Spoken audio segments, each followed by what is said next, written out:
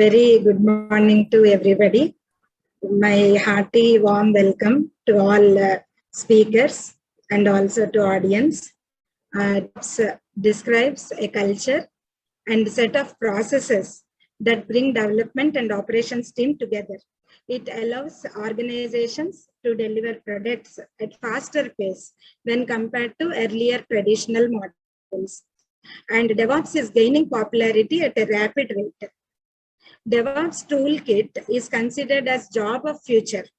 DevOps is a set of practices that works to automate and integrate the processes between software development and IT teams.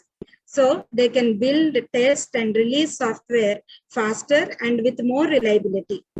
As companies are being digitized, the need for DevOps has increased at an enormous rate.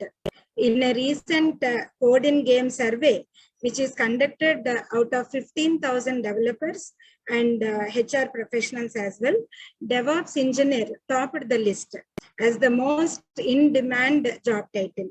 This happened during 2021. Seeing the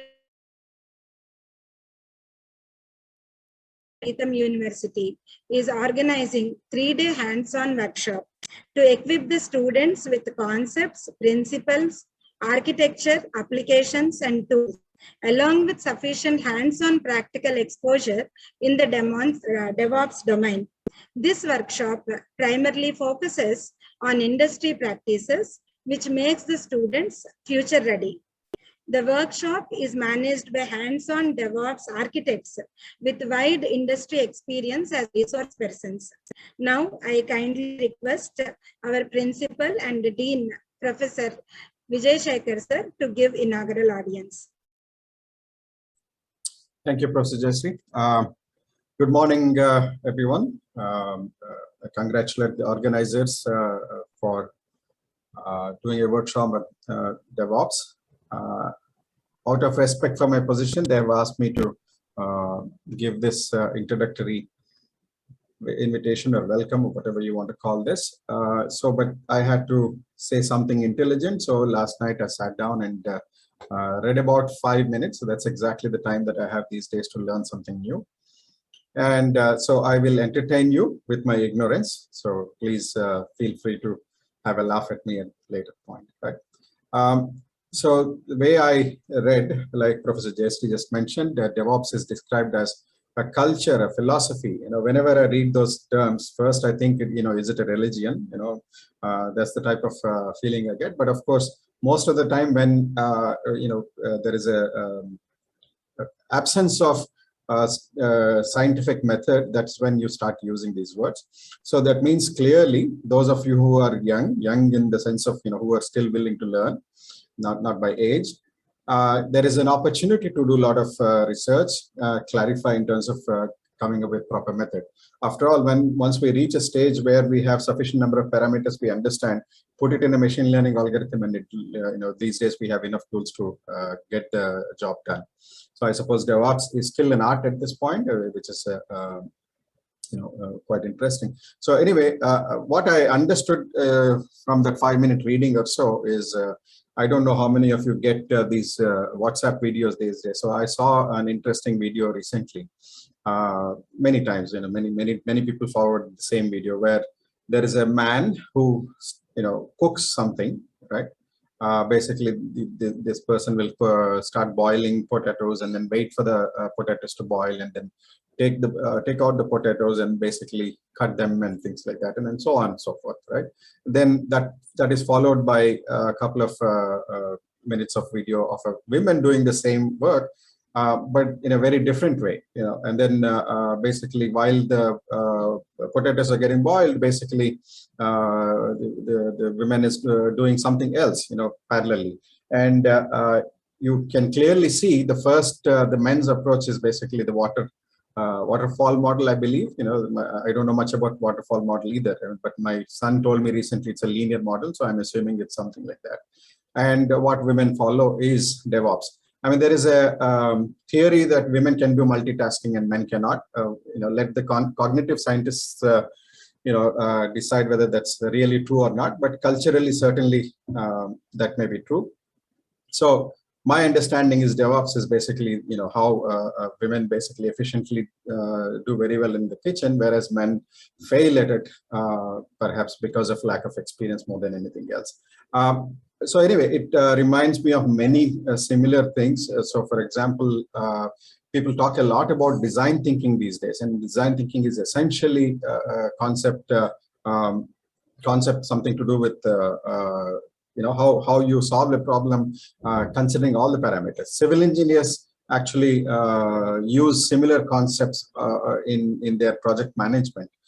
In fact, manufacturing assembly line, that is a linear line versus a non-linear line, follows similar concepts. In fact, while reading through this DevOps introduction last night, I found out that apparently a lot of this concept is based on, or at least inspired by, something that Toyota does it in its business. So there are a lot of parallels in say engineering and manufacturing and things like that. More broadly, I think design thinking is perhaps the best I can relate to. So I wish you all the best. Have good learning, and basically I expect some of the faculty of Geetham who are doing this will help me teach design thinking better. Thank you.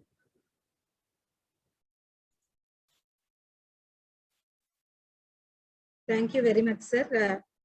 Though you mentioned only you spent only 5 minutes for this, it is like you got the gist, and you could encourage all of us how we can actually relate live examples in a simple way.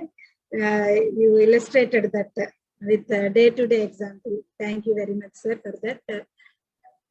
Actually, the uniqueness of this workshop lies in promoting retain and reuse concept, and in providing flexibility in learning process. How we are achieving this uniqueness, now it is going to be presented by Professor Sirisha. I now request Professor Sirisha to launch the Moodle course. For the participants outside Geetham, the course is made available in Canvas. I request Thank you, Dr. Jayashree, to launch the course. Thank you, Dr. Jayashree.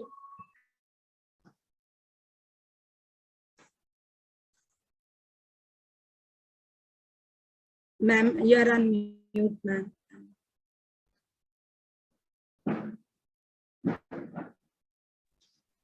Good morning. Thank you, Dr. Jayashree. I feel very privileged to launch the DevOps Foundation course on Moodle. Geetham University is striving towards the flipped learning approach, where the students are introduced to the learning material before the class, which helps them understand the concepts in depth through discussion with the peers, and improve their problem-solving activities in facilitation by the teachers. So this DevOps Foundation course, it contains few critical concepts and hands-on sessions. Let me just quickly take you through the Moodle course.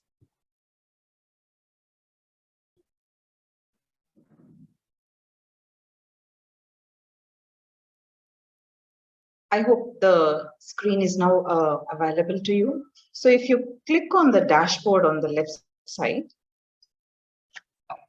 then you can look at the DevOps 101 course, or if you browse through the left panel, then you have DevOps 101 course, or you can click on the DevOps practice industry. This will take you through the course. There will be the schedule is available right here, which will be covered over the 3 days. You are required to go through the material and the practical sessions, which will happen in the afternoon. Short videos about practical sessions are already included. You can go through them and attend the practical session. Your questions will be answered live. You're also required to clear the first day's assessment. Then you will be promoted to view and work on the second day's material. This is how it goes, and totally this is going to be a hands-on course. So, this course not only contains the theory, you can also go through the video recordings at your own pace and develop the skill.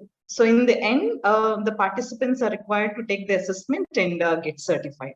So this course helps the participant to get acquainted with the usage of Git version control, Jenkins build management, unit testing using JUnit plugin, code coverage, code quality, using a few plugins like Jacaco, Kobatura, packaging and deploying.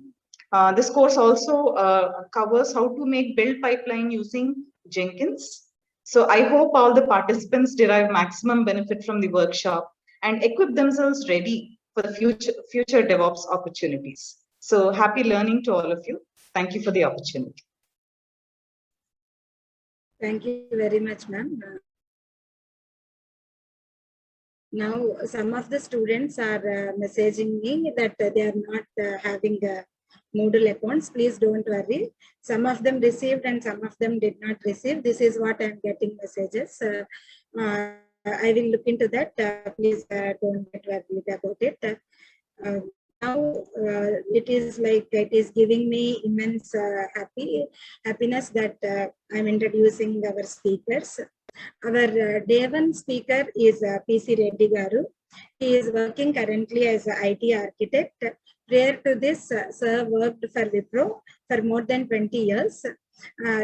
Actually, like I know sir, maybe sir is not aware of me. I used it to be part of one of the team members when sir was with Wipro. Then he is now, I mean in Wipro he was practice head. Overall, he is having more than 28 years of IT experience. He did his BTech in computer science and MTech in computer science from IIT Kanpur. Sir, I request you to speak a few words addressing the audience. Thank you, Jayashree, for the nice introduction. Actually, like Professor Srisha and Vijay Shekhar also covered the essence of DevOps in a simple fashion.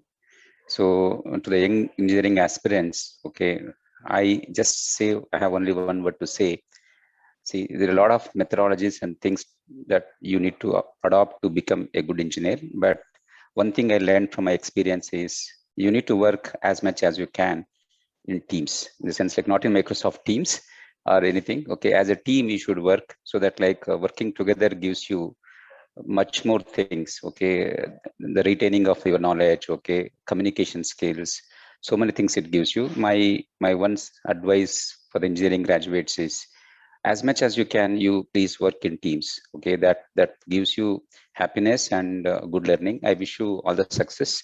I think the first day I'll be the speaker. I will take you through my learnings in DevOps. Okay, and if you have any questions, feel free to ask.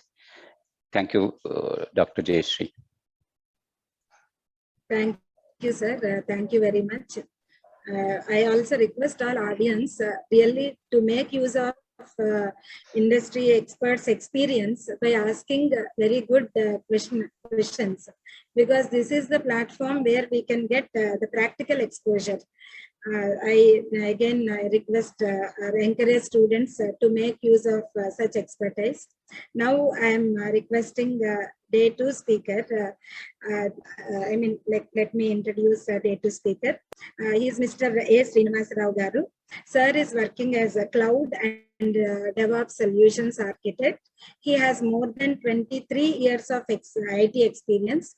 Sir is alumni of NIT Warangal and HCU Hyderabad. I'm actually very much inspired the way he actually he was in contact with me 1 week earlier itself to understand the pulse of the students, and accordingly he made his presentation. So I'm very much inspired with you, with the way you approached towards this DevOps workshop. I really hope all of us will be utilizing services given by all the speakers. Sir, I request you to speak few words addressing to the audience. Thank you, Dr. Jayashree, and thanks for Geetam for allowing me on this platform to meet so much of young and aspiring talent and then the generations ahead. This is a very good opportunity for a college or a university where students get exposure to the industrial practices. And one word I could say that DevOps is something, a set of practices that you need to know, irrespective of the field that you will be in, be it networking or compiler design or completely to robotics or whatever. This knowledge will surely help you in irrespective of the field that you actually land up in future, and more so in the startup, which is going to be the new form of employment that many people are getting.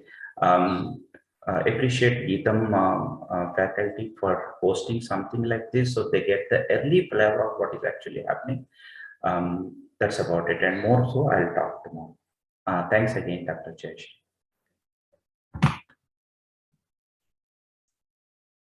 Thank you, sir. Now, let me take the privilege of introducing our day 3 speaker. He is Mr. Shivam Thakur, working as a software architect at Candela Technologies. Shivam is having experience in Wi-Fi domain and embedded software. He worked on multiple automation tools and developed a DevOps solution for Wi-Fi CI/CD pipeline. And he is working as part of Candela Technologies. He did his Master of Technology in Embedded Systems from VIT Vellore. I feel Shivam sir is actually like a role model to all of the today youngsters, because within very few years of experience, he could reach to the level of software architect, and almost he is equal the kind of work he is involved with. It is almost like having 15 years plus experience. So this is what I could understand with the personal interactions that we had with the Candela team. I request Mr. Shivam Thakur to speak few words addressing the audience. Yeah, thank you for introducing me. I'm happy to share my experience and learning, which I learned so far in working with various software projects. Yeah, so I have very less experience compared to everyone, but so far whatever I have learned about various software practices and projects which I had done, I'm happy to share my experience and knowledge. One thing I would like to address to all the students who are the part of this session is that what I observed or what I learned so far during my all my education and all my work experiences. During my education also itself, I never focused so intensively on theoretical learning, rather than I focused on more practical approach. So with this session and with this workshop, I'm happy that we all are part of this workshop, and I hope you will learn a lot of things from this workshop, and I'm happy to answer all of your questions. Thank you. Thank you so much. Thank you, Shivam sir. I'm very hopeful that all students are going to utilize the experience that all of you are having. So now I thank all the resource persons for taking their time out, and especially our management for providing every possible support. I remember it is from management I received, the initiative is initially taken by management only. They gave this idea of organizing the workshop in DevOps area. And I also I want to use this platform to personally convey my thanks to Dr. A.L. Rao Garu, who is first employee of Wipro Technologies, who gave me this word DevOps during 2014 time. He encouraged me to do something. If in academics, if we are doing any research, it has to be reachable either to society or industry should be able to make use of your research activity. That was the sentence given by Dr. A.L. Rao sir. So in this occasion, I'm trying to remember him as well, who gave me really good advice. And it is really, even till now, the area is really new and it has to be reached to many, many students. So I hope through this webinar, at least that particular aspiration of reaching technology to students, at least it may be fulfilled, even at least to a drop. That is my wish. I thank all the participants for joining this workshop. Thank you, sir. Thank you very much. We will proceed with day one session in another 10 minutes. Thank you. All the best. Thank you, sir. Thank you for joining us, sir.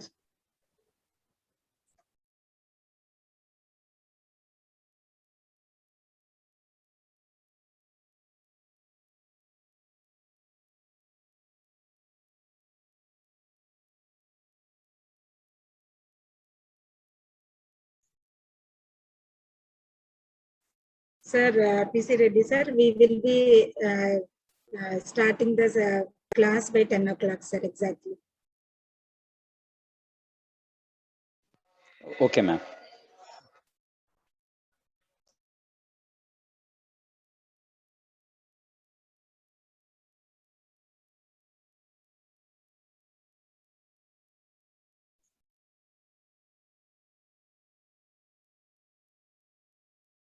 I thank Srinivas Rao sir and Shivam Thakur sir for joining us in today's session. I felt it is going, because it is online, generally having introduction to everybody at a time. I felt this is going to be good for audience and management as well. So I requested you to join here. I really thank both of you for taking out another half an hour time and sparing and coming to this inauguration, sir. We will be waiting for your session for day 2 as well as for day 3. Thank you very much for joining this webinar, sir. Inauguration. Thank you, ma'am. Thank you. Thank you, sir.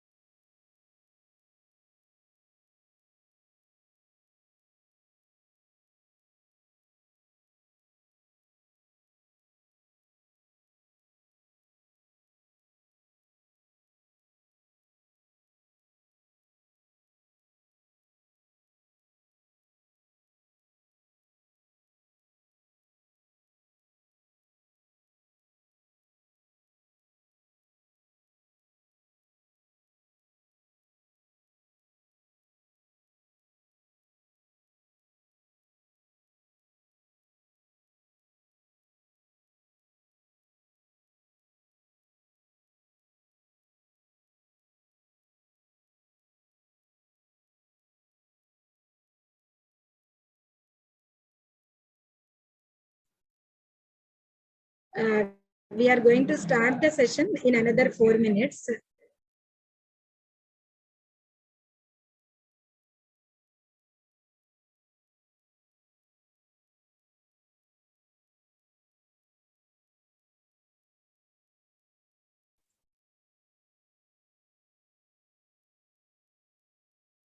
With respect to Moodle, I think there are issues. It is because if you are not giving the correct student ID, mapping is going to be difficult.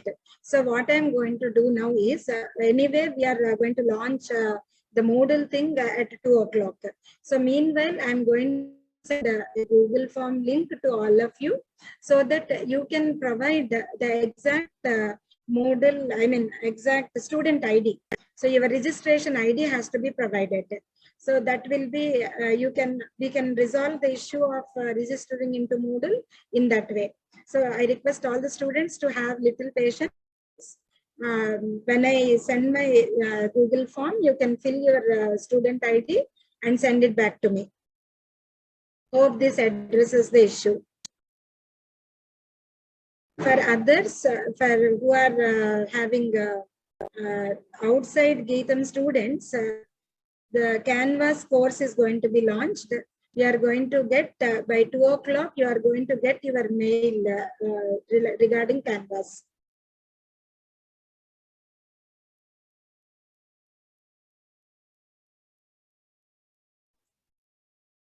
Some students are asking about attendance.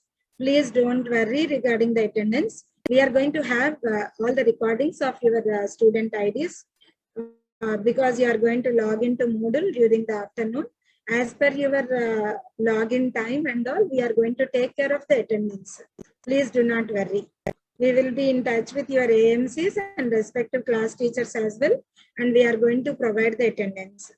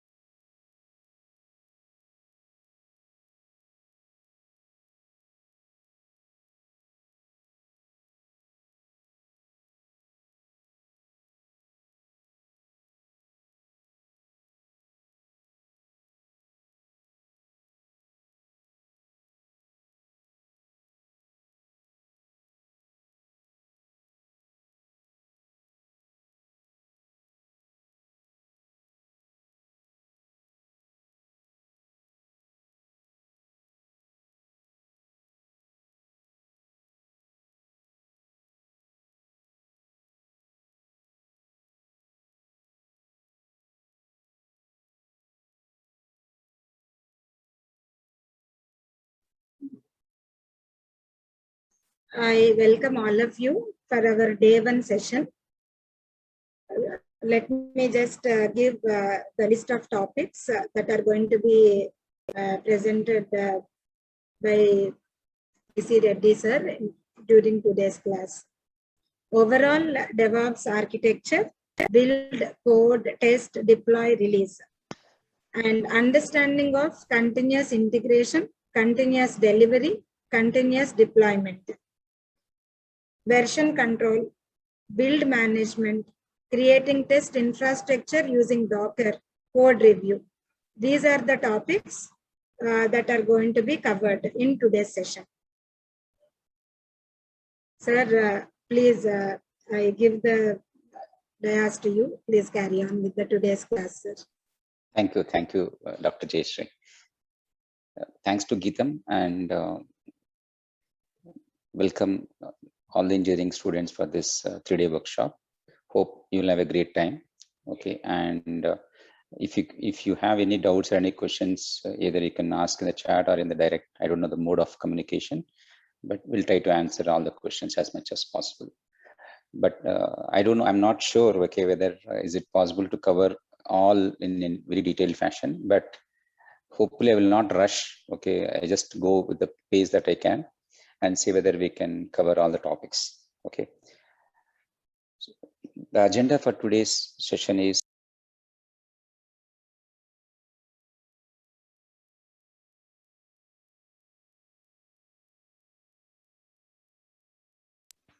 hello. Sir? Are you able to hear me? Yes, sir. We are able to hear. Okay. Are you able to see my screen? Yes, sir. Okay. Yeah, welcome to the session. Okay, today's agenda, as Dr. Jayashree told, I'll be covering like what is software development processes. Okay, what is software development? How does it work? And why this DevOps came in? Okay, what are the fundamentals? Okay, who has coined this word? How it evolved in the industry? How it shaped? How people are benefiting it? Is it only for one particular type of software engineering? No. In software, we have different things are there. Embedded software. Okay.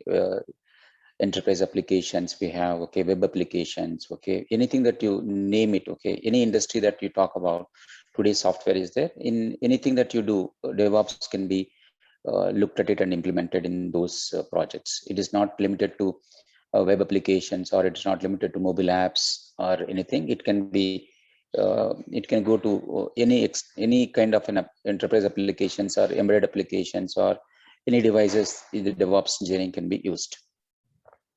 And CI/CD concepts in little depth. And this is the version control system. Okay, this is particularly like I'll be talking about Git for source code management. There are a lot of version control systems are there. The most popular one in the industry today is Git. Okay, and the code review and the aspects of code review. What are the different tools in code review? And the build tools, how the software can be built, because there are various languages are there in the today's, okay, C++, Python, Node, okay, Java, Scala, so many programming languages are there. Okay, how does this build tools related to the languages? And the last one is containerization. This is a fairly new topic in the industry, and huge adoption. Okay, there is a huge adoption by the industry on the containerization, because it is solving a particular problem, okay, for the industry. So with this, I will just take you through the next slide. Okay, this slide is taken from Amazon. Okay, and so when you look at your company, assume that like this is your company. Okay, where you are developing software. Okay, usually what do you do? Okay, in terms of when you have a company, you'll try to build a software. Okay, you test the software and you release the software. Okay, after releasing to the customers, you need to continuously take the feedback from them. You monitor like how it is working in that with the customers. Okay, how it's performing, what kind of a metrics. Okay, you collect some metrics. Depending on the metrics, okay, and you take it again, replan it such a way that like, okay, you can build it. This is a continuous loop. This is never ending.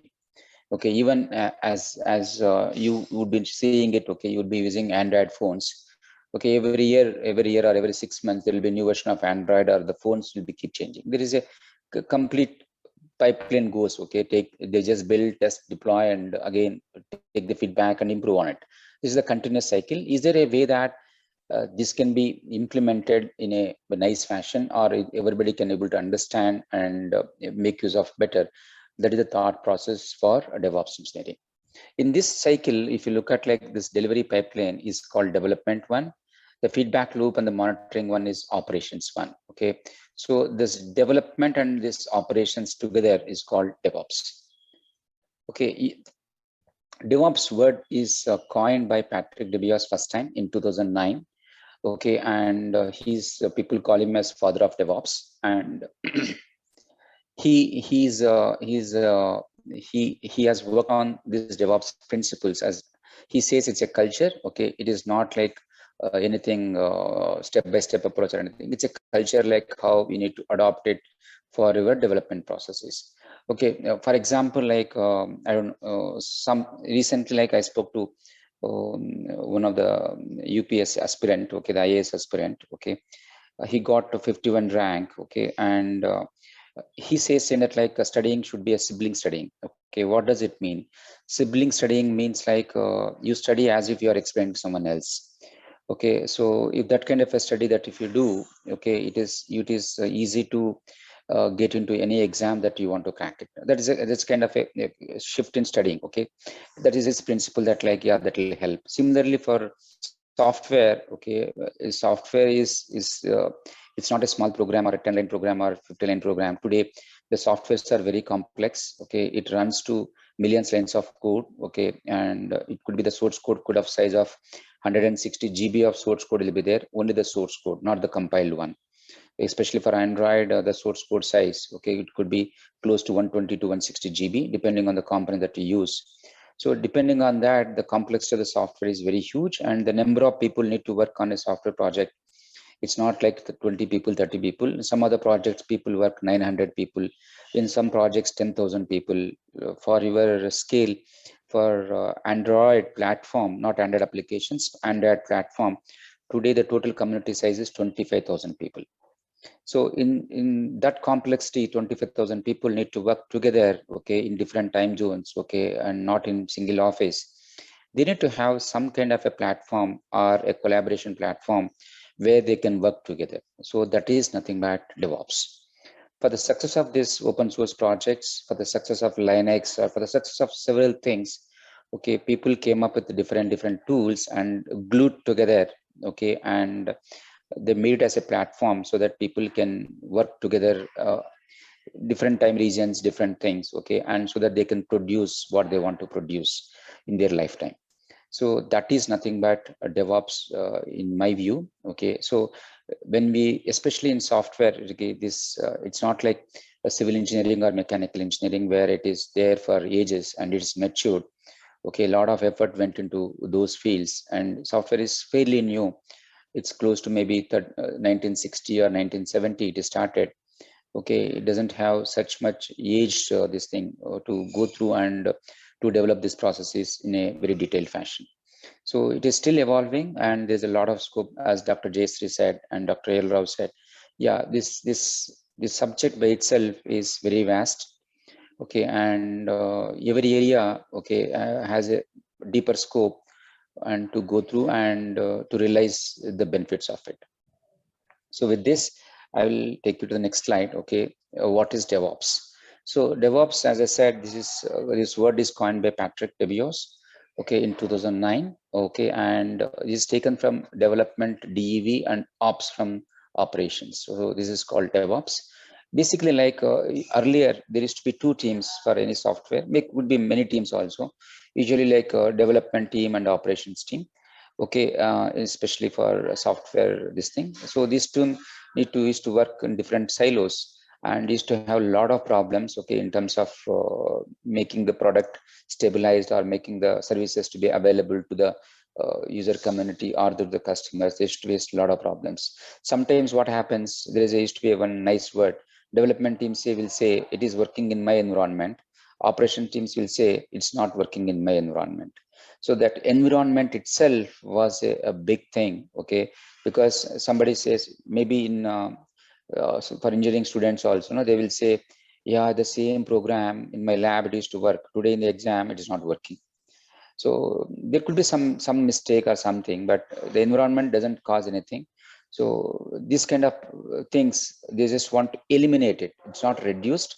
They would like to eliminate by proposing a culture or by proposing a methodology so that we can completely eliminate it. So this DevOps helps in terms of eliminating such problems like it works in my environment, doesn't work in other environment. These things will be eliminated by DevOps culture, okay, or if you follow those DevOps principles. And DevOps also works on the main principle called feedback. So today, if you join anything, okay, people ask for a feedback. Even if you go to a restaurant, they ask for a feedback. It has two sides of the coin. Some people just for the heck of doing it. For some people, will take this as a very serious and implement it for the better for tomorrow. But DevOps principle mainly works on the feedback. So the need for DevOps is to have stable product launches, okay, to have a good code quality. What happens in software industry, Professor Jayashree has worked in software industry. She would be knowing the software code is not good, it will become fragile. Okay, and you fix something, something will break. Okay, so it is a vicious cycle. It will be very difficult to come out. So in order to have a very strong, very stable project or good project, the code quality should be good. Okay, the code quality can be achieved only by doing code review and following certain principles, certain guidelines. Then only you can get this. And the next one is debugging. As I said, it works in my environment, it doesn't work in other environment. This is called debugging. Okay, so this also helps for debugging. And the user experience, okay, it's because the feedback is very, very important. So that user experience, okay, you can take the feedback from the user and improve it. And also the user experience in terms of downtime, when to take the downtime, okay, all that. Now there are no two different teams, development team and operations team, it's single team. They will announce the downtime very properly, and if something goes wrong, they will make it back to the older version, or they will improve next time how to do this deployment better, because this again a feedback to the DevOps team, so that like if they're not able to bring up the new release in a definite time, they can improve next time. This gives an opportunity for the team to learn and do better in the next time. So basically the DevOps means like work together, work as a team, okay, to the end to end, like the way you would be nowadays will be heard in the words and that like full stack developer. Previously there used to be a guy who developed the front end, who used to develop the back end, some guy will develop the middleware. Now today people talk about full stack developer. Similarly, these principles are more or less the same. For each company they implement very, very differently to their need, and everyone's need is different. Depending on their need, they implement their DevOps principles differently. So this is an infinity loop. Okay, the user stories. Today people follow agile methodology in developing software. Earlier used to be waterfall model. Okay, now everybody wants to see what you develop need to be seen by the customer and get the feedback and improve further. Okay, so people will go with the incremental deployment rather than going a big bang approach. Okay, so they go with a smaller approach, and they give the features to the end customers very frequently and take the feedback and again implement further. So the DevOps is per se, it's an infinite loop. Okay, it also encourages people to use agile methodology in terms of software development, so that these two go in glue together and go well hand in hand. What I just covered why DevOps, okay, the need for DevOps, what benefits DevOps gives. Okay, it gives the speed at which you can deliver your software, and it also provides rapid delivery, because if it is full-fledged DevOps means, okay, delivery is like completely automated. Okay, there won't be any manual interaction in if DevOps is implemented properly, the delivery will be completely automated end to end. And the reliability, if it is something is automated, there is no human interventions. Machines cannot make mistakes, because machines are there to do things, the same thing that can be done several times, only machines can do. So you get the reliability. And today when you talk about anything, okay, you need scale. Okay, if you don't have a scale, you will be limited. Okay, even Geetham itself has scaled up in different regions. Okay, not only just example of Geetham, anything, Amazon can scale up, Flipkart can scale up. So the scaling can come only by having a right methodologies, right principles. Okay, if you don't have right methodologies and principles at the development stage, it's be very difficult to scale it up. So the DevOps will help to scale your product to reach much more audience. Suppose you develop a web application, if it's supporting 100 users and you want to scale it for 10,000 users, later 1 million or 10 million, it helps to scale much faster. You don't need to put same amount of efforts what we're putting earlier. It will be with a simple effort, you can scale it up. And as you could have seen in the discussion, the way that I'm presenting it, all these are meant for collaboration. So the DevOps principle, this helps you for improved collaboration. As I give an example of Android platform, Android OS, so 25,000 odd engineers, 25,000 plus engineers are working.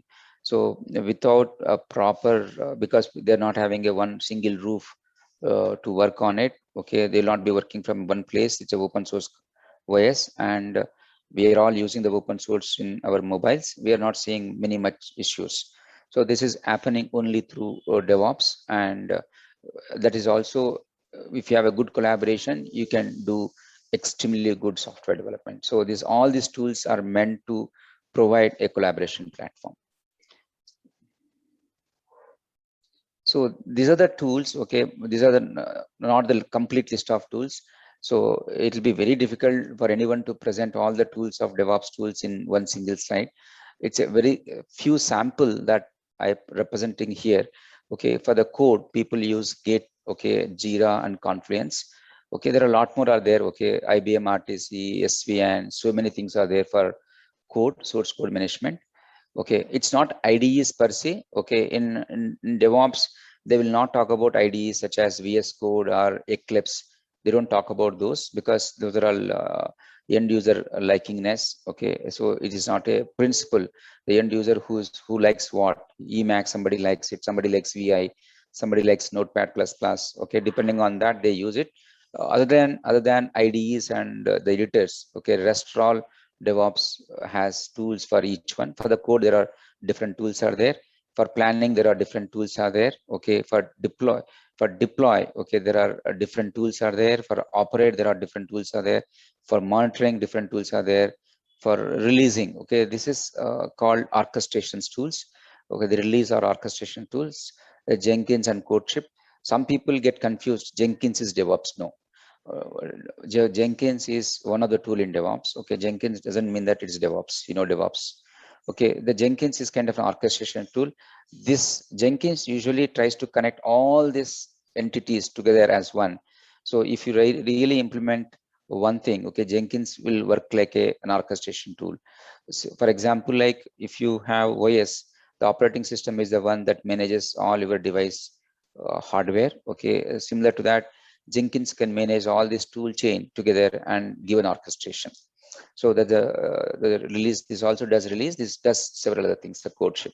There are a lot more are there in this space also. Okay, and there are proprietary also there. These are all open source ones. Jenkins is an open source one. For the unit testing, there are several tools are there for unit testing and system testing. Okay, and similarly for the build, build and this orchestration are two important things, as well as the deploy also. If you can reduce time in build, see, if you do some activity n number of times, if you reduce 1 minute, because the number of time that you do more, into the saving will become huge saving for if you do anything on the build side. If you save something, it's a huge saving for the company. Similarly, on the orchestration side, okay, if you can do any savings here, it's a huge saving because you'll be keep doing the same operations. And similarly deploy. So certain things like JUnit and test cases, because the test cases has to run, okay, for the ensuring there are no regressions. So the amount of time that takes for these things can only be decreased only by having multiple machines. Okay, if you have only one machine and you run all the test cases, it will take same amount of time. So here to reduce the time, you need to have more machines or more hardware required. Similarly, like here also deploy also require more hardware.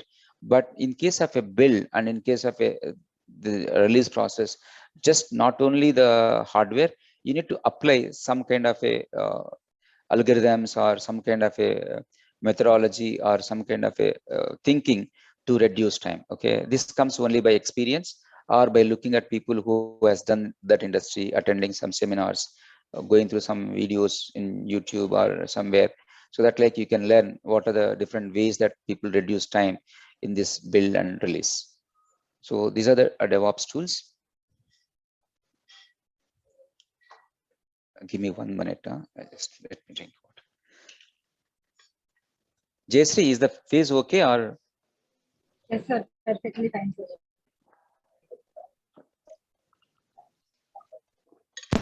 Are they audible, sir? It is Yes, Jayashree. Yes, Jayashree. Yeah. So before I take further on CI/CD pipeline, I would like to say few industry things, okay, where how people use this continuous integration, continuous testing, delivery and deployment. Okay, what happens, like for example, okay, you are doing some kind of a you are developing a mobile application, okay, or suppose you are developing a mobile itself. See, the mobile itself, in the sense like it has a both hardware and software, okay, and suppose you are developing a mobile application, okay, there is only a software application, okay. If you look at continuous integration and testing, it is applicable both for the mobile application and to the mobile itself. So you need to continuously integrate your components and test it, then both is applicable. Let's look at continuous delivery. Okay, the continuous delivery is nothing but like giving to some other team, okay, or your internal team or some quality verification team or something, where they can verify it whether the product is good or not. This is also applicable for mobile app and for the mobile. Okay, I just give an example. And continuous deployment. Okay, now the mobile app needs to be deployed onto every mobile. So you need to have some kind of a continuous deployment to go to the end devices. For the mobile, okay, the hardware and software, both are giving, the deployment may not come into picture, because in the manufacturing itself, you will put the software into the mobile and you ship it. Okay, you put into the packaging and ship it to your delivery points. They deliver to the customers. So the continuous deployment per se may not be mandatory, depending on your product or depending on the application that you're doing. It may not be applicable, as I given this example with the mobile app and the mobile. So it may not be applicable. For example, like if you take for any four-wheeler, right, cars or any trucks, okay, you'll be seeing in front of the driver there will be a cluster. Okay, it's called instrumental cluster. It shows your speedometer, okay, your oil gauge, how much petrol is there or diesel is there, okay, how much RPM is running, whether you open the door or not, all that will be shown in the cluster. Okay, and that cluster is basically like a hardware and software together. It is not mechanical one. Usually high-end cars, i20 and above, Honda City, i20 and above, all these cars, okay, is completely like electronics one. Okay, it's completely electronics. Okay, it has software, it has operating system, it runs inside. So there is no continuous deployment. I cannot deploy, if I change software, I cannot deploy all the cars that are running on the road. It's not possible. So the continuous deployment is optional. It is not mandatory. So I just want to re-emphasize, okay, so all this can be taken depending on the need. So most of the cases, integration, testing, and delivery is mandatory. Continuous deployment may not be the mandatory one. It would be an optional one, depending on your company and where you work or your project. So what is continuous integration testing? As I said earlier, okay, the software is now no longer waterfall or big bang approach. People take short stories and implement the end and take it to the end customer and see how it's performing and take the feedback and improve further and adopt it. So to do that, the continuous integration is must, and we need to do continuous testing. Both is mandatory. So all the practice of developers making minor changes to the feature branch and merging to the development branch. Developer changes are validated by creating a build and running automated test cases. The automated test cases is must. For example, like a team of 4 people developing a mobile application and a team of 4 people testing the mobile application, for example. Okay, and the development team is keep changing something. Okay, and the testing team to test it again manually, the human will get bored after some time. So the quality will automatically degrade it. Okay, if you have a methodology to test that what the developer has done using some automation, some machine or some program test sets, then you will 100% ensure that like there won't be any regressions happens, because what was working earlier is working or not, that will be done by automated test cases. So that will help the product to not to have any regression issues. The CI, the continuous integration, puts a lot of emphasis on test automation, and it will make sure that the build is not broken whenever new things are added to the software. Okay, suppose you are developing a large software, you add a new feature to that. Okay, the whole thing should not be broken. The CI will help in that, like, yeah, does it really, how does it really help not to happen? It doesn't mean that it stops not to happen. It will make you to fail faster, in a sense, like as soon as you put the code, it breaks, you have the context in your mind so that the team can work. Now it's no longer two different teams, right? No, there is no development operations team.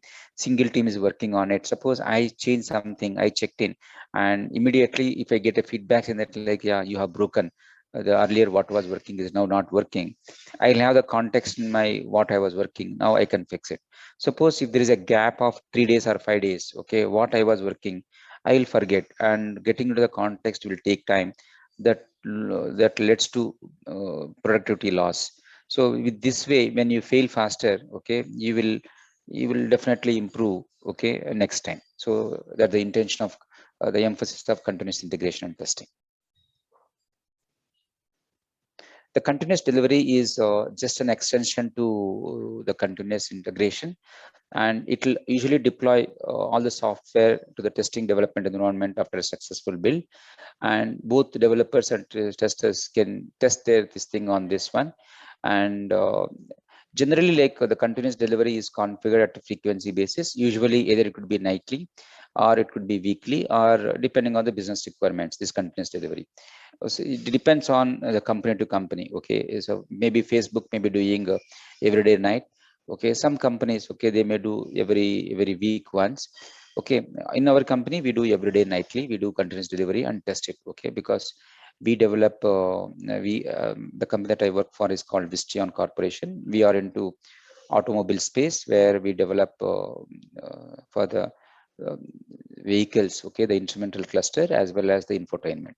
So this is both hardware and software. We need to, because these are all regulated industries where you cannot develop software and just give them.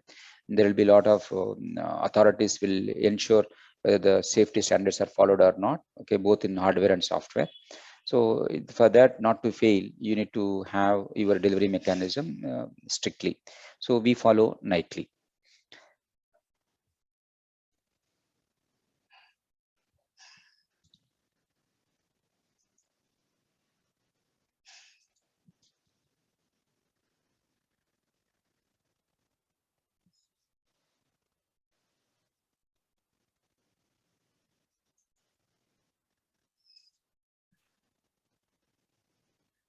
Hello, there is some problem. Screen sharing got stopped. That's now.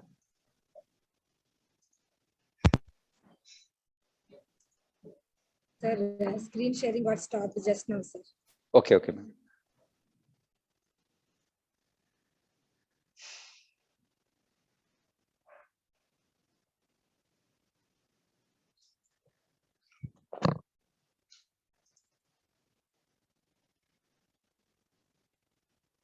Are you able to see my screen? Yes, sir. We are able to see. Yeah. Thank you.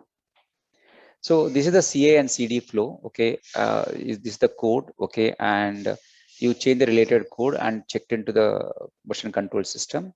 After checking the version control system, it will be built. The software will be built using the build tools. And after that, like for testing purpose, it will go to the unit tests. First, it will check, okay, what are the recent code changes, the corresponding unit tests will be run. And after that, like it completely runs the integration test cases, okay, the complete end-to-end integration test cases. This people is called continuous integration and continuous testing. Some people call CI, some people call CA/CT. So it is depending on your choice. This is continuous integration and testing as one pipeline. And after that, people will do the review, okay, whether they do the code review. Some people, some organizations will move this code review just before the unit testing. Okay, it depends on the choice. Okay, some very regulated industries, in our company we move this review before the unit testing. We don't do review after the unit testing. Okay, we want to ensure as soon as the code is done, there will be a peer review will happen, and after that the build will happen. So we don't we want to ensure as the code gets in should be very clean and neat. So the review happens in our company much before. Some companies they do a little later. Okay, and they do the review, and after the review it will go to the staging, and in the staging they do this called deploy continuous delivery. Here to the staging is called continuous delivery, and if you put to production it's called continuous deployment. So you can see CA and CD. The CD also has two terms, deploy and continuous delivery and deployment. This is a very confusing word. Continuous delivery is up to staging. I delivered up to here. When you make it available to production, it's called continuous deployment. So it is like Facebook or anything, WhatsApp. All these are all continuous deployment. Okay, they change the version and put it to the production so that people can consume it from here. So this is called CI/CD flow.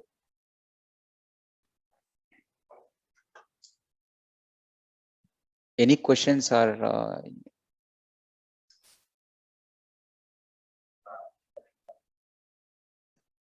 Jayesh, any question?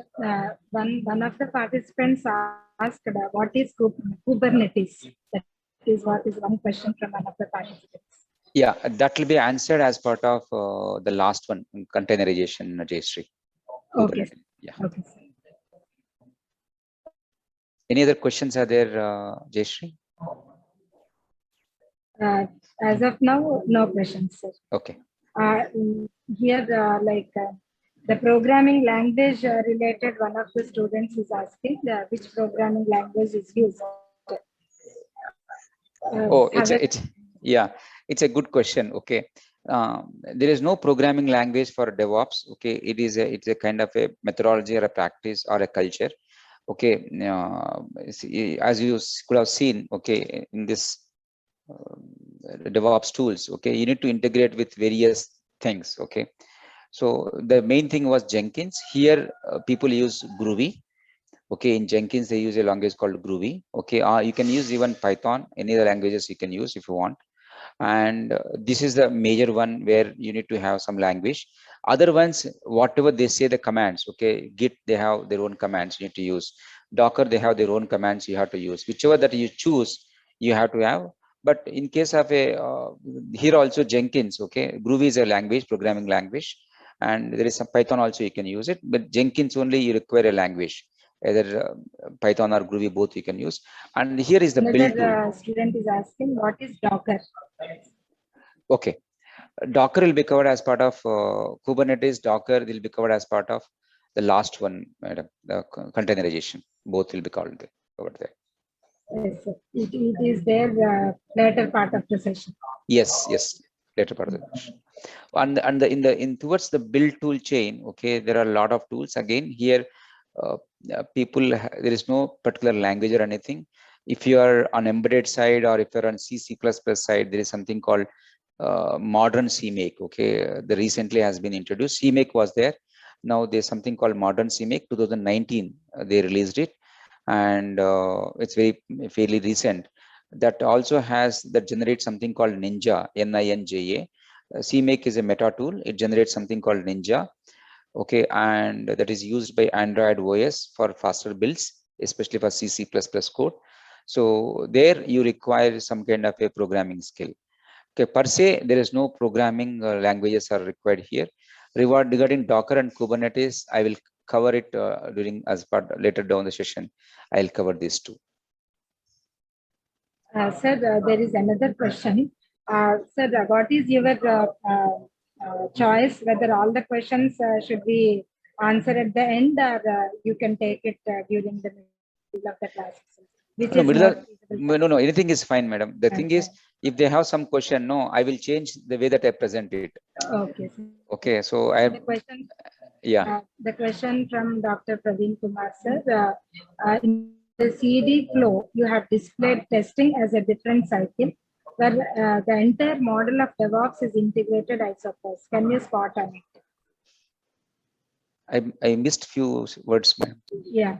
In the CD flow that you have displayed testing as a different cycle, where the entire model of DevOps is integrated. He wants, I think, what I understood from his question is, he wants to have the model of DevOps, the slide which you presented at the that has to be explained, I think. The CD flow that is presented. Here, this one, ma'am.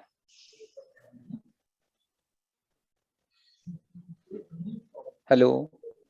Yeah, yes, sir. Like he is asking about CD flow. The question that is typed here is related to CD flow.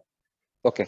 Now the CD flow basically in that, okay, when when I deliver something, okay, so when software you deliver to something, okay, that is the one that starts generating revenue to you.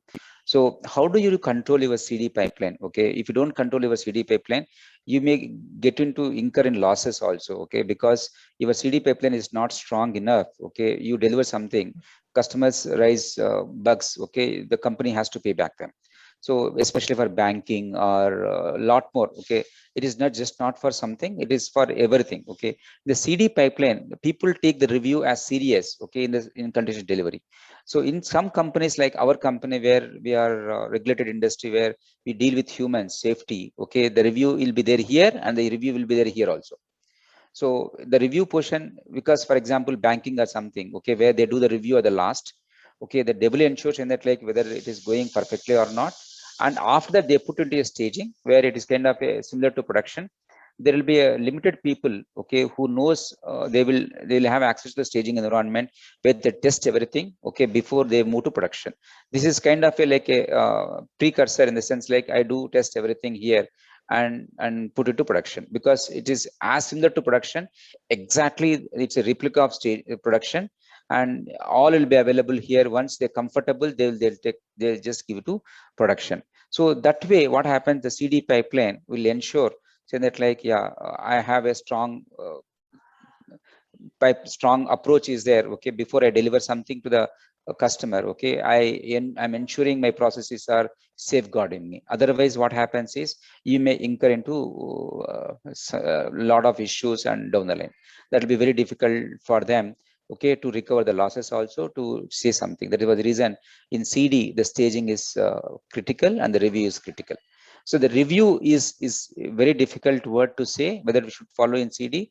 If you do in multiple places, it's good. For example, like Dr. Jayashree madam, okay, to conduct this, okay, session, she has interacted with me maybe 4 times or 5 times, okay. She has done the review before, okay, and it depends on the person, okay, who want to ensure everything to be good, okay. They do these things much in advance, okay. The per se, the people, the review portion can be in multiple places, okay. Some people will do review here, some people will do review even in unit testing also. After the testing is done, again they do review. So it depends on the company to company. My personal preference is, as a I'm there in the industry for the last 28 years, I do 3 times, okay. One I do before this, as soon as the code is checked in, okay, there will be a review, and there will be a tabletop review, okay. All the engineers to work, whoever is part of the team, they all look at the code once as a screen sharing session. They all look at the code at the same time, okay. It is not like they do on their desk. No, they all come to a room, we'll put into the TV. Now if work from home, will have a screen sharing session, we'll do a kind of a review together, all the team members, then it will go to testing. So I do 2 times here and I do 1 time here. So that is approach that I take it for my products. So I'm fairly successful, okay. I'm not saying that like I do see some issues, but my success rate is nearly good. 90-95% of the time I will never revert anything that goes to production. So that is approach that I follow. So it is depending on individual choice. Is it clear? Thank you, sir. Thank you, ma'am. Okay, I just entering into the next topic. It's a big topic by itself.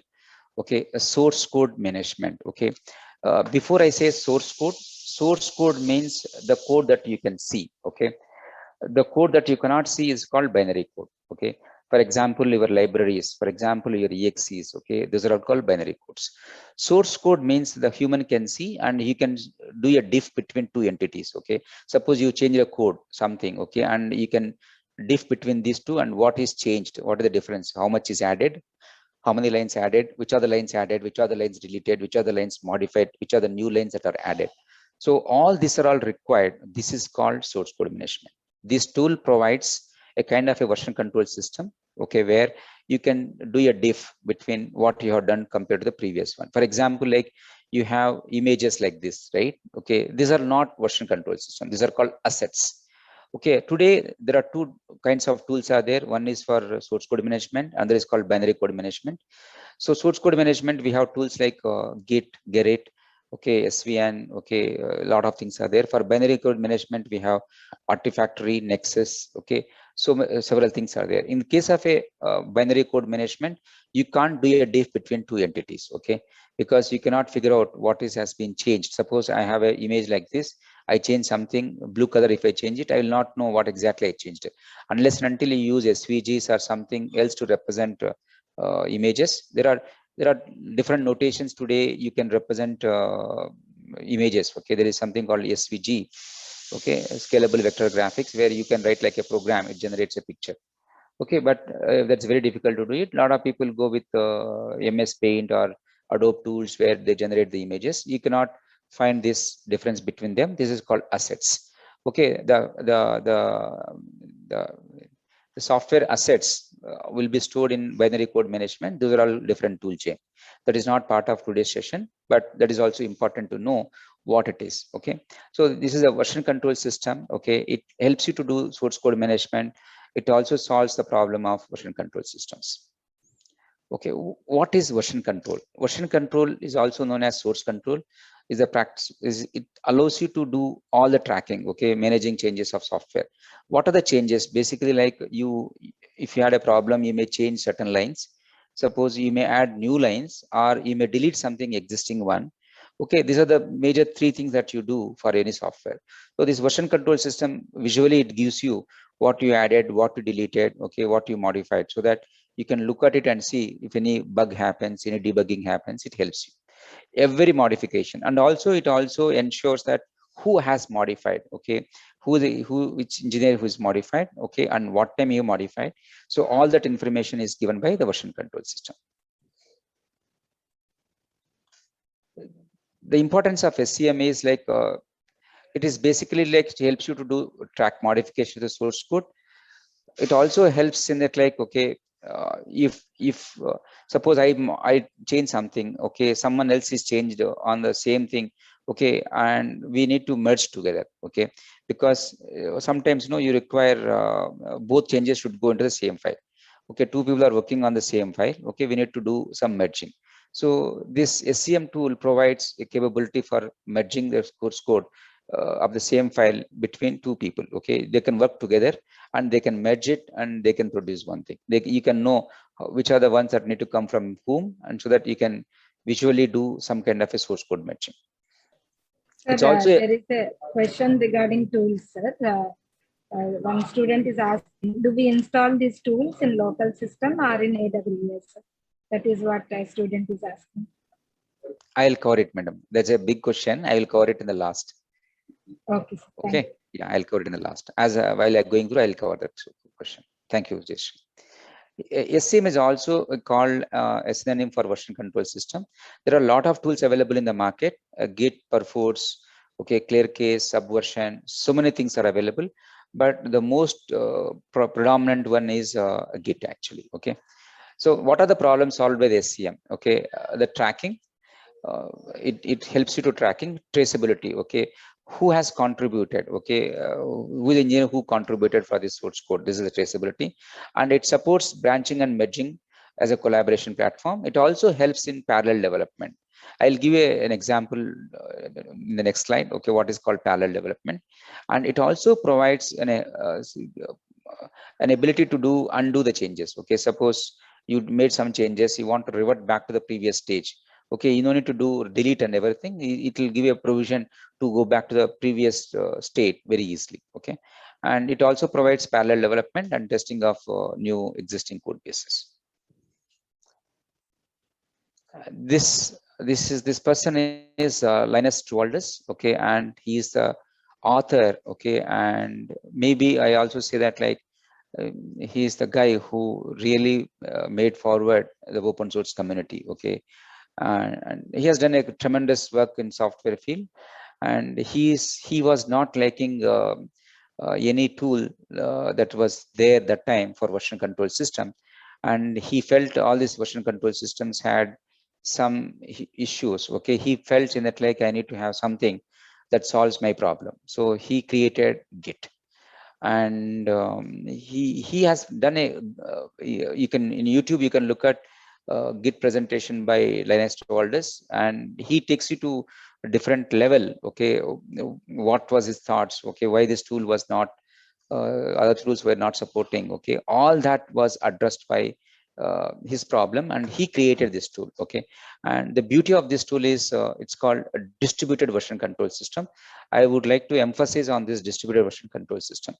You no need to connect to Git, okay, to work on it. Okay, suppose you download the source code, and you can modify your source, and you can have your own branch, your own everything on your own local system without any new software. Okay, the Git client and the Git can be there, but the Git file system is done using content-based file system. Okay, everything happens to the content-based file system, and all the command that you give, okay, it just changes your file system to have this version control system. He has beautifully done it. Now you need to have any connection to any server while you are developing it. Suppose you downloaded the source code and you are traveling somewhere and you want to code something to do some presentation. Suppose you are working on a project and there is some bug needs to be fixed, and you are in flight or you are in train. Still you can work without connecting or without network connectivity, because the whole version control system is available on your machine.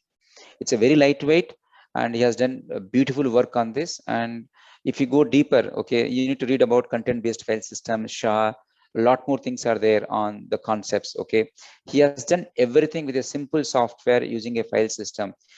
It's kind of a database, it's kind of everything without using a database, without using anything, but just with the file systems. Okay, he has structured this Git in a very beautiful fashion. Okay, so I strongly recommend Google it in YouTube. Look for Linus Torvalds on Git topic. It's a very short video, 1 hour plus, and he has explained to Microsoft and Google also. He has explained. Okay, the session was there in the YouTube is Google session. Look at like, okay, how depth. It's a beautiful subject. Okay, a software engineer should know how this Git is coded. It gives you a different perspective in terms of like how you should write your code.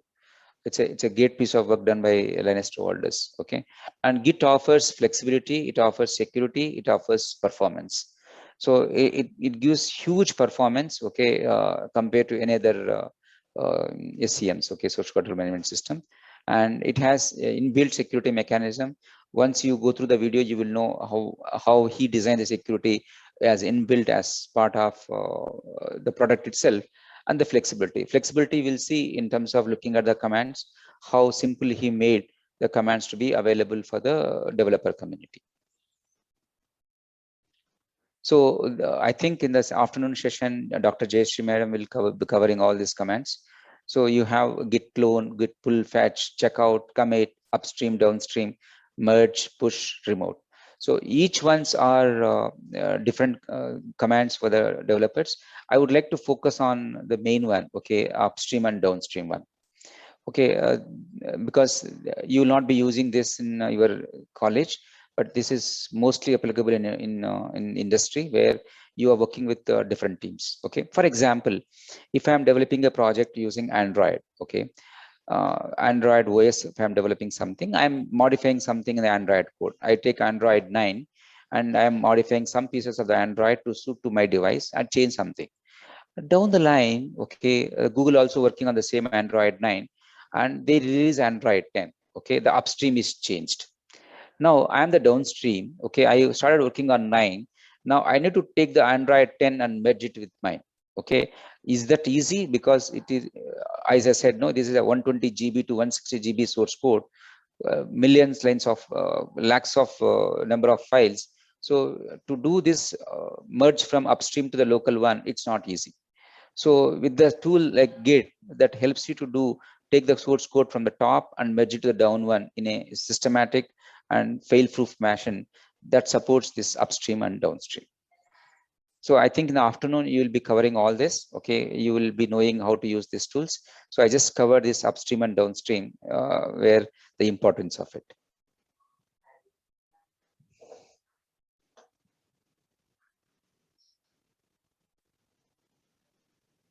So as I take the last question, okay, so do you need to install this tool?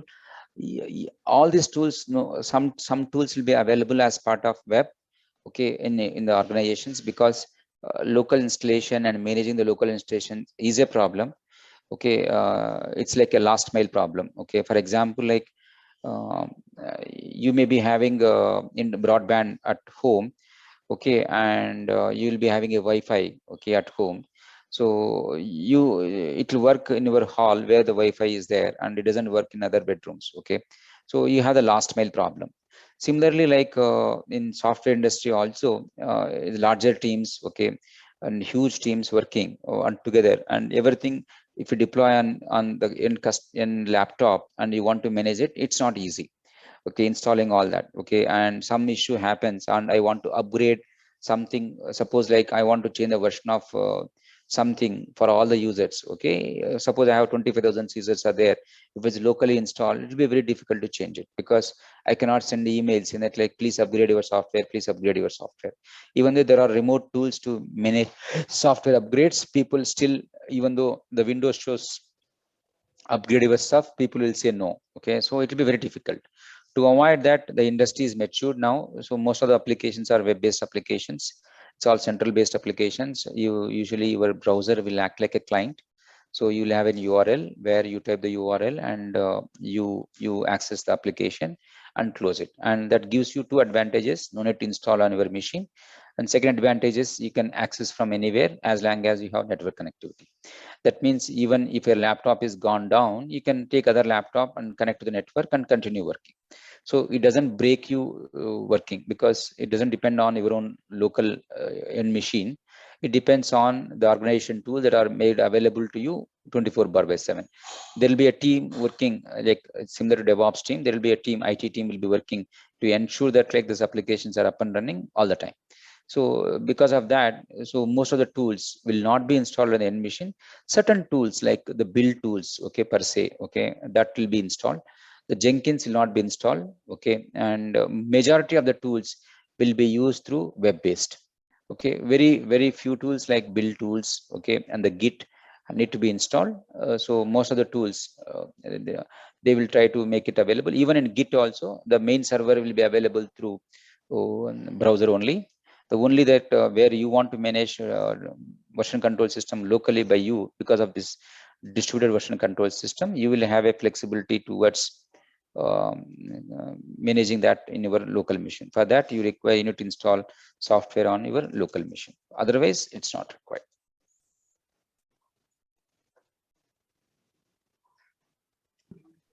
Any other questions, Jayashree? Another question is there any special syntax available in DevOps irrespective of the language? Could you please show us some small code snippets if they are available? Can you just repeat the question, ma'am? Yeah, any special syntax in DevOps irrespective of language? Mm-hmm. No. There is no. DevOps is not a. No, there is no syntax or anything. Programming language. Yeah, it's not a programming language. It is an approach that you take it. Okay. For example, like I'll just give a different perspective. Okay. For example, see, I thought of saying this in the beginning. I forgot. For example, like in India, in all the small towns or big towns, okay, there is a paper guy who dispatches the paper to every house, okay, and that guy dispatches different newspapers. It could be Times of India, Hindu, Indian Express, Business Standard, depending on the house. He just without if you look at like no day he puts different paper, except very rare cases, but 99% of the time he puts the same paper what you asked for it.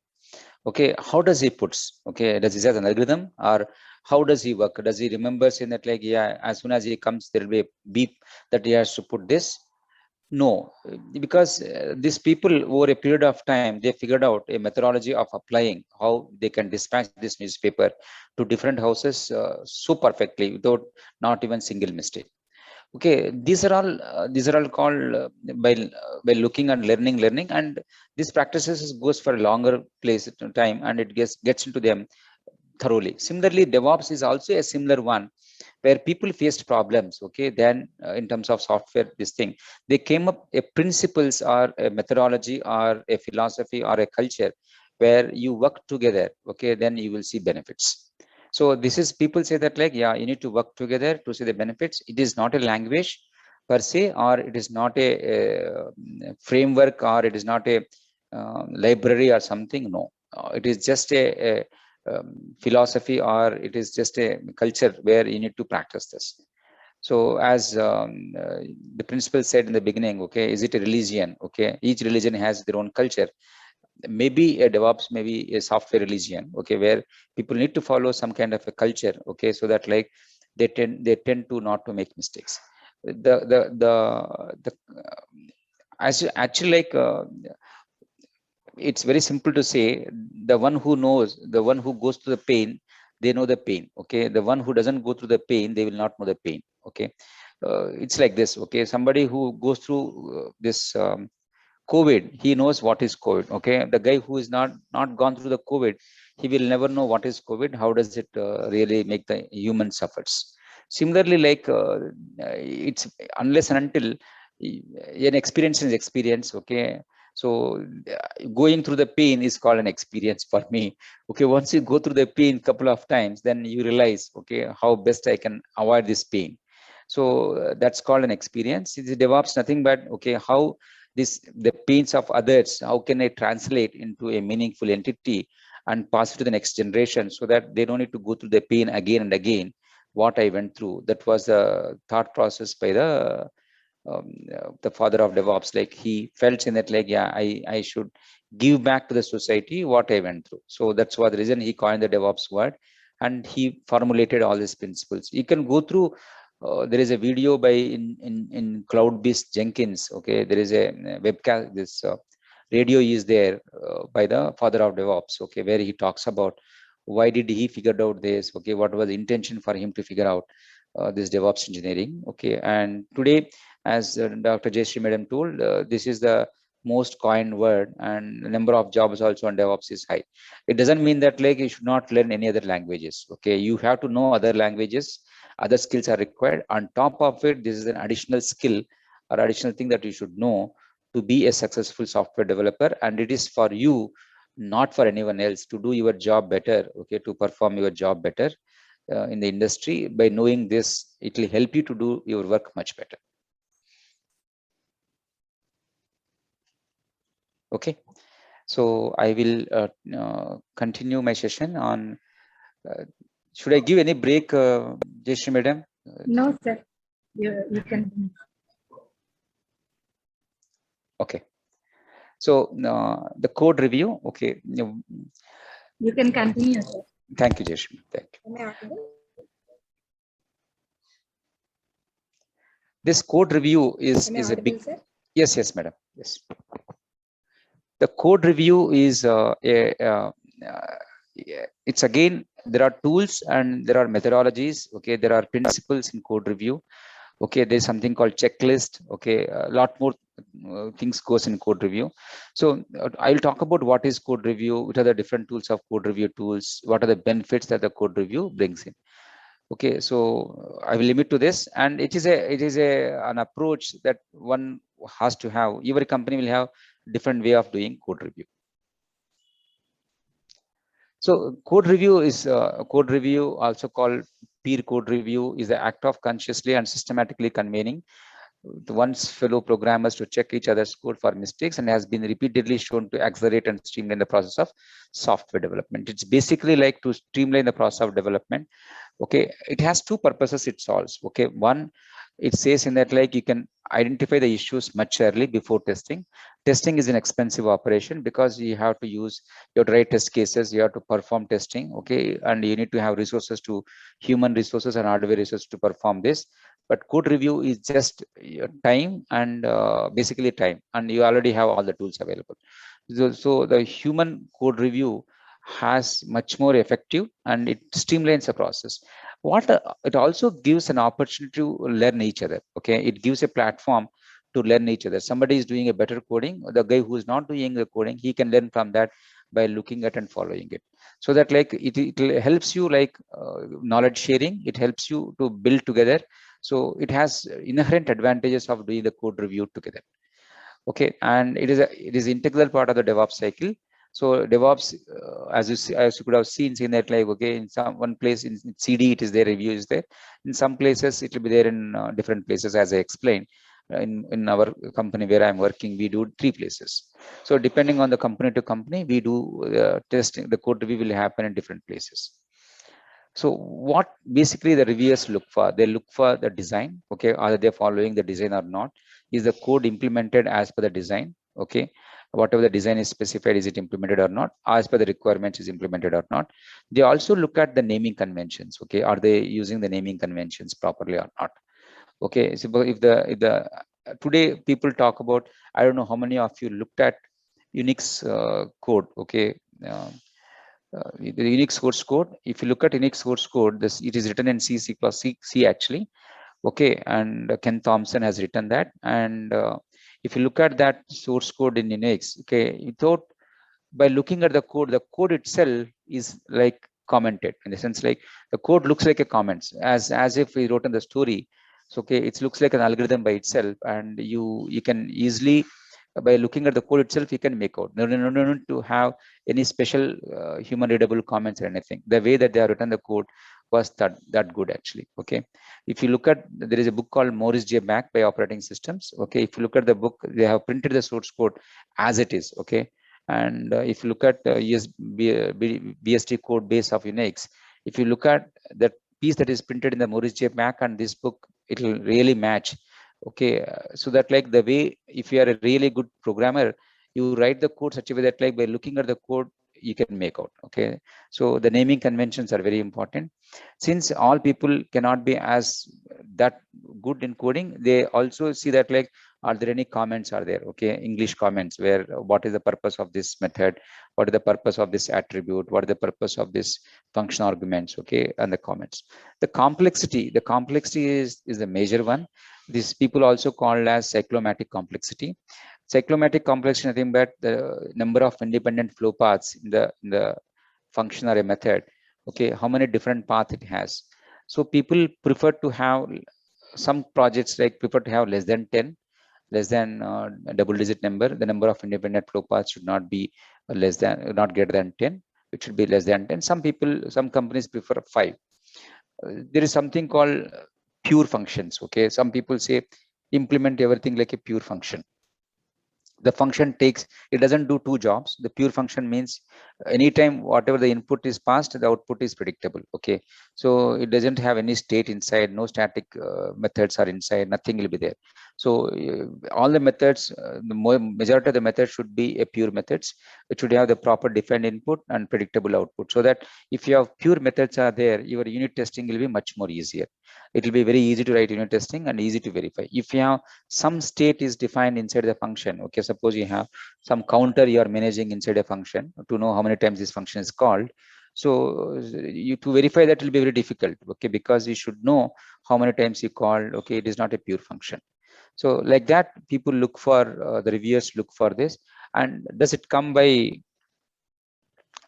somebody teaches you? I doubt. Okay, it has to have, somebody has to have interest and little bit of experience and looking at seniors, because anyhow when you join any company, right, there will be a code review, you'll be part of the code review. So you will join as initial team member, you will learn out of it and slowly you'll improve. Okay, and the final one is automated tests. Okay, whether they have any automated tests. If not, they prefer to automated unit testing. Okay, preferably first you need to try to automated unit testing and then followed by automated system testing. You need to test your software at the unit level, and also you need to test your software at the system level, the overall end-to-end system level. So they look at, the reviewers mainly look for this. And these are the tools available for the code reviewing.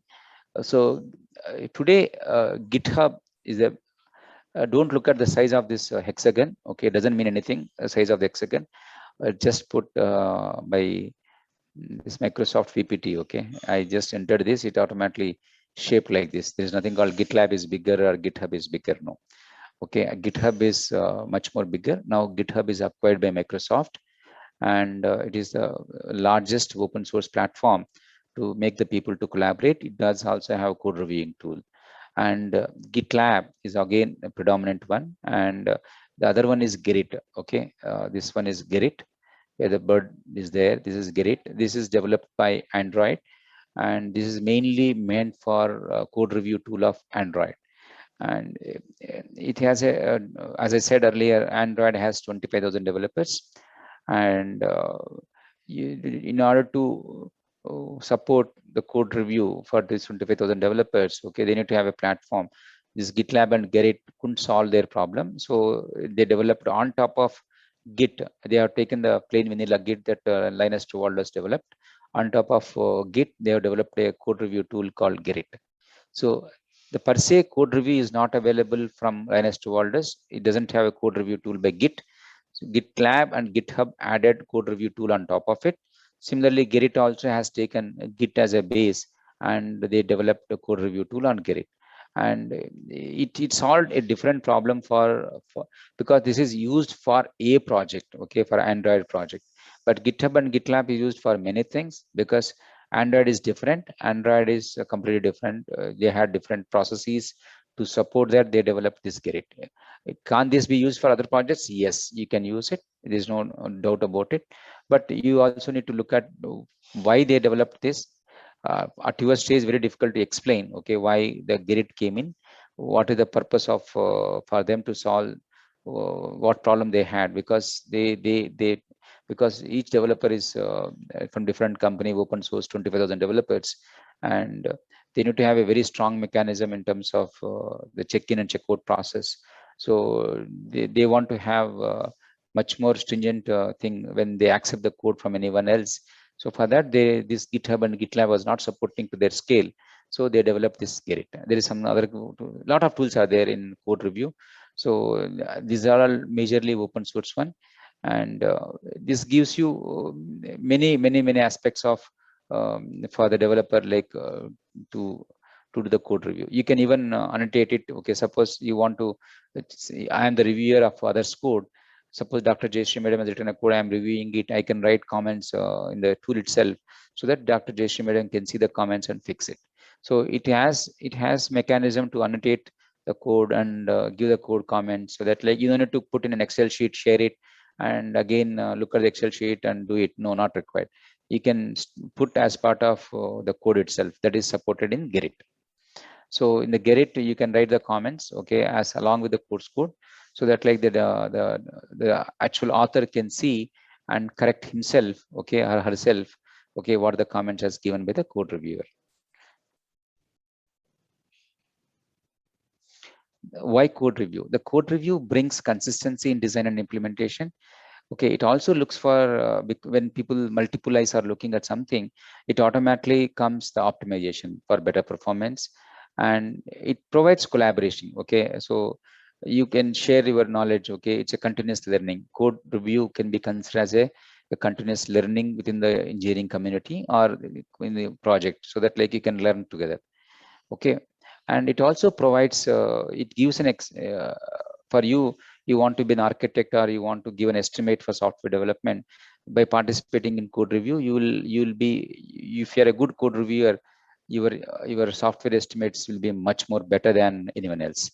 I 100% assure that, like, if you're a good code reviewer, you will know how people code it. Okay, what is the productivity level of different people, and you can predict, okay, what are the estimate that you can give. And the estimates depends on good programmers, average programmers, depends on college students, depends on some other company. Okay, depending on the various factors, the estimates goes. But in general, no, you will consider all that and provide the better estimate.